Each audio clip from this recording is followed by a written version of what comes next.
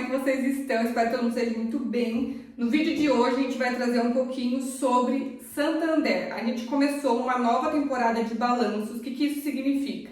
Todo trimestre as empresas soltam um relatório de como foi aquele trimestre. Então a gente já teve do primeiro trimestre desse ano e agora saiu do segundo trimestre desse ano. Então eu vou falar um pouquinho dos resultados de Santander. Mas como é uma empresa que eu tenho na carteira e eu sempre recebo a pergunta do porquê eu tenho Santander na carteira e porque eu não tenho outra empresa e tudo mais, eu resolvi trazer aqui para vocês um pouquinho do histórico de Santander e por que eu incluí ele na minha carteira. Lembrando que isso não é uma recomendação, tá? Eu só vou mostrar para vocês de fato como é a empresa. Então eu vou trazer desde 2022, onde ele teve um problema, e eu vou mostrar para vocês como ele está se recuperando desse problema. Então, antes de tudo, não se esqueça de se inscrever no canal, deixar o seu like e me seguir nas redes sociais. E também deixe aqui nos comentários se você quer que eu traga a análise de alguma outra empresa. Então, bora aqui para a tela do meu computador. Vamos lá, gente. Eu trouxe aqui para vocês, primeiro de tudo, o segundo trimestre de 2022. Por que eu comecei em 2022? Porque aqui, gente, estava uma empresa muito boa, com resultados muito bons. Então, um ROI aqui de 20,8% para bancos, principalmente, um ROI de 20% para cima é o ideal, é o que eu gosto. Um lucro líquido aí de 4 bi em um único trimestre, um spread de 11,5%, o spread também é interessante, a gente sempre está dando uma olhada e a gente compara aqui com a Selic também, que na época estava 13,75% ao ano. E o índice de eficiência, gente, que aqui mostra muito sobre o banco.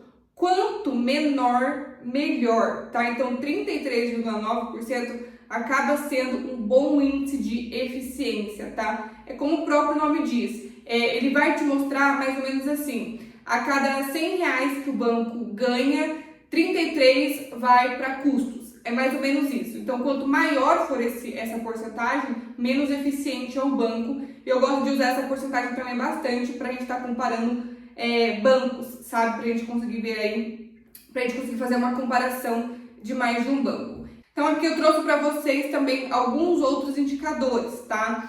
Como o índice de inadimplência, que é muito importante, a gente está sempre vendo também que quanto maior, pior. Então, se a gente vê que a empresa está subindo esse índice de inadimplência, significa que alguma coisa está errada. Então, aqui a gente vê o quê? Olhando o total aqui, né, que é uma média aí do PJ com PF, a gente tem aí 4,2 e aqui de 90 dias, que é olhando um pouquinho mais para longo prazo, de 2,9. Aqui também a PDD. É interessante a gente estar dando uma olhada também que aqui, quanto maior ela for, é basicamente assim, gente, a PDD é como se fosse uma reserva. Caso alguém não pague, o banco precisa ter essa reserva. Então, quanto maior for essa reserva, menor é o lucro líquido da empresa. De maneira bem resumida e bem simplificada para vocês entenderem. Então, 2022 aqui a empresa estava muito bem no segundo trimestre.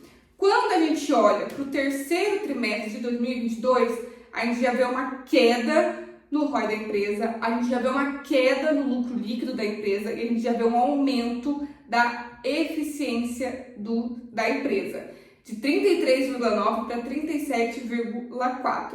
Então aqui a gente consegue ver o quê? Que a inadimplência subiu, olhando de maneira geral, principalmente pela PF, né, pessoa física, tanto aqui de 15 a 90 dias, quanto aqui de 90 dias. De 90 dias também subiu do PJ e no total, então, acabou subindo. Então, aqui a gente já vê que está subindo o índice de inadimplência e o PDD também subiu. Quando a gente vai para o quarto trimestre de 2022, a gente tem um ROI de 8,3, ou seja, gente, em 6 meses a empresa passou de um ROI de 20,8 para um ROI de 8,3, um lucro de 4 bi para um lucro de 1 bi, uma eficiência de 40,6%. Pegando aqui do índice de inadimplência que a gente viu lá em 2022, no segundo trimestre, 5,9% do PF e 6,3% agora. Do PJ também aumentou, olhando aqui para curto prazo, E aqui, para longo prazo, o PJ aumentou e o PF se manteve e o PDD também aumentou. Aqui, gente, reflete muito que a empresa acabou emprestando crédito a um preço muito barato ou para as pessoas erradas, enfim, existe todo um porquê que aconteceu isso. Mas, mais importante da gente entender o porquê que aconteceu tudo isso, a gente tem que olhar o que a empresa vai fazer. Se ela é rápida de contornar essa situação, do tipo, pô, a gente emprestou muito dinheiro que não dava, muito inadimplência e tudo mais, analisamos o risco errado e tal, mas a empresa tem que ser rápida para contornar tudo isso. Aí a gente vai para o primeiro trimestre de 2023, que o ROI já sobe para 10,6%, o lucro líquido volta para casa dos 2 bi e o índice de eficiência ele continua subindo. O que acontece, gente? A gente começa a perceber que os números em 2023 eles melhoram em questão de ROI, de lucro principalmente, mas o índice de eficiência acaba aumentando. Ou seja, a empresa está se equilibrando, mas primeiro ela está ajeitando um lado para depois ajeitar outro lado. Aí a gente vê aqui que então mais a inadimplência subiu ainda, tanto no curto prazo quanto no longo prazo. E aqui também a gente teve até uma PDD mais extraordinária, que a gente chama, que muito possivelmente seja por conta do caso das lojas americanas, tá? E aí, passou todo 2023, né, tendo essa melhora, porém o índice de eficiência em 2023 chegou a 43%, mas com o lucro melhorando, com o ROI melhorando.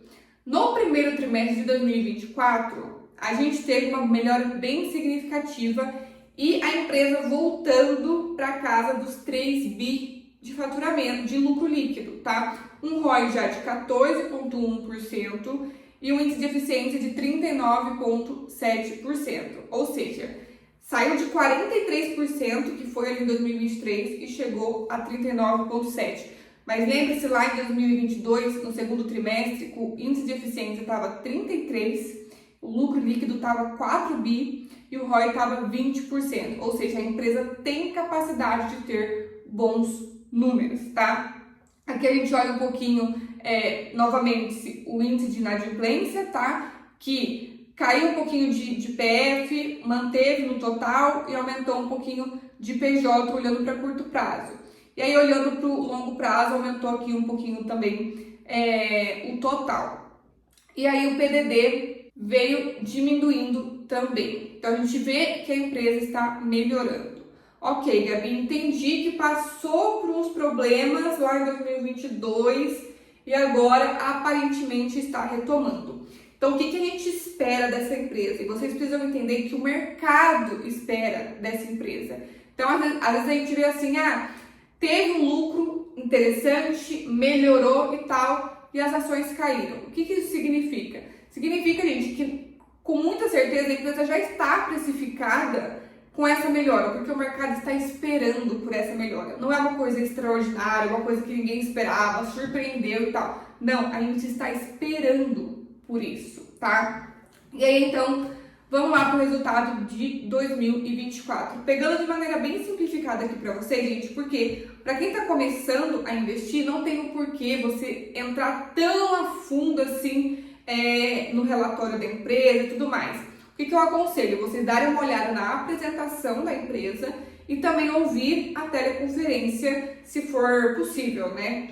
No segundo TRI, então, a gente já vem com um ROI aí de 15%, ou seja, tá chegando perto dos 20%, que é o ideal assim, para um banco, um lucro líquido de 3,3 bi e uma eficiência de 38,3%. Olhando desde 2023 até esse ano, a gente está aí com a melhor eficiência dos últimos trimestres, tá? Então, a gente vê uma melhora bem significante do banco. A gente vê o quê? A inadimplência caindo aqui, tanto de pessoa física quanto de pessoa jurídica, no curto prazo. No longo prazo, aumentando aqui um pouquinho de pessoa jurídica, mas diminuindo de pessoa física. Aqui a gente considera que se manteve estável, tá? Aqui a gente tem que tomar muito cuidado, porque não é um resultado excepcional essa parte da inadimplência. Se manteve, não é uma coisa que preocupa? Não é uma coisa que preocupa. Porém, não pode começar a subir. A gente tem que começar a ver aí ela principalmente caindo, tá? E a hora que a gente olha aqui pro PDD, a gente vê também uma queda, né? A queda no custo do crédito. Aqui, gente, quando vocês forem dar uma olhada, o que tem que ser interessante? O azul aqui, menor.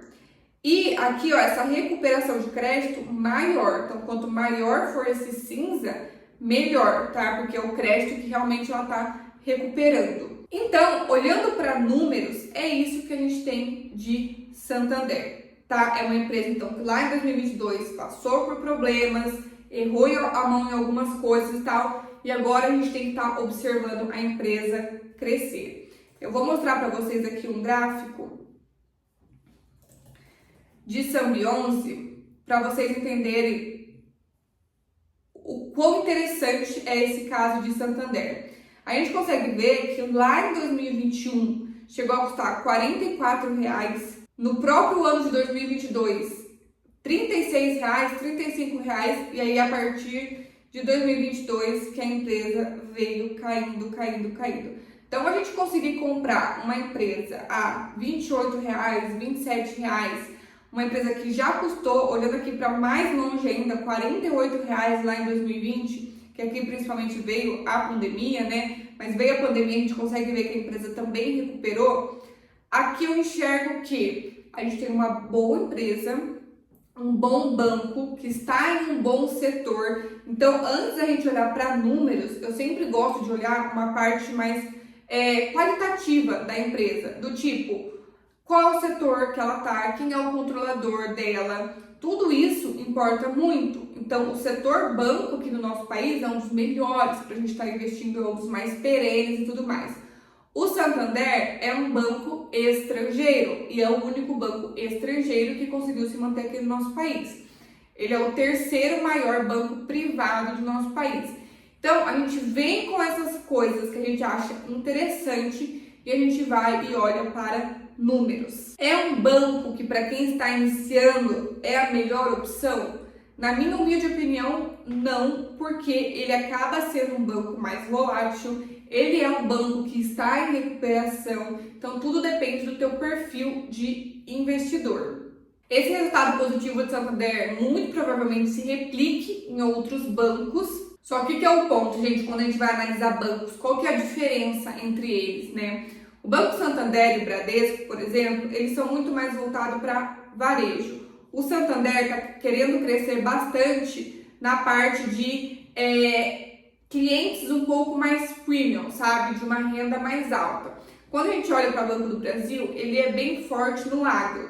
Então, cada banco tem as suas particularidades. Quando a gente olha para Bradesco, boa parte do lucro de Bradesco vem do seguro da empresa.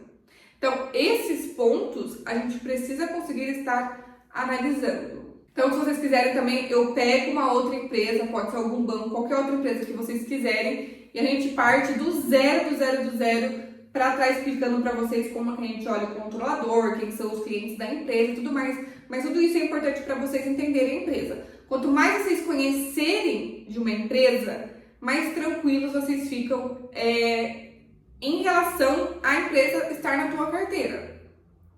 A volatilidade, cair 5%, subir 10% e tudo mais, não afeta você tanto. E trimestralmente, principalmente, vocês precisam estar olhando os resultados da empresa para saber o que está acontecendo. Aqui o Santander, uma análise rápida com vocês, eu já consegui mostrar que, olhando só alguns números específicos de trimestre por trimestre, a gente tem aí problema e aí começa a resolver, a gente vê uma melhora aí gradativa. Aqui outro ponto interessante essa melhora, gente, a gente está falando de empresas, e empresas são organismos vivos.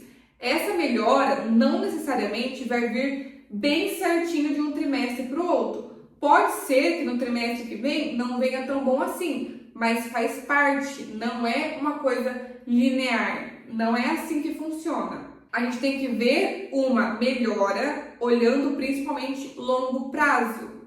Eles falam bastante assim de uma melhora muito significativa nos próximos 5 anos, né? Então a gente vai tendo aí melhora, e a gente vê que eles estão se esforçando e melhorando ainda mais os seus produtos, os seus serviços, a sua tecnologia e tudo, para estar melhorando os seus resultados. É uma empresa que paga dividendo, sempre pagou dividendo, e o dividendo vem do lucro líquido. Quanto maior for esse lucro líquido, melhor. É isso, eu espero que vocês tenham gostado. Deixe aqui nos comentários a próxima empresa que vocês querem que eu dê uma analisada. Aqui, Santander, eu trouxe uma coisa mais macro, pegando o passado também, expectativas de futuro. Mas eu posso também analisar uma empresa assim, desde o zero com vocês, ou só também o segundo trimestre de resultado. Então deixe aqui nos comentários para eu estar produzindo esse vídeo para vocês. É isso, então novamente não se esqueça de se inscrever no canal, deixar o seu like e me seguir nas redes sociais.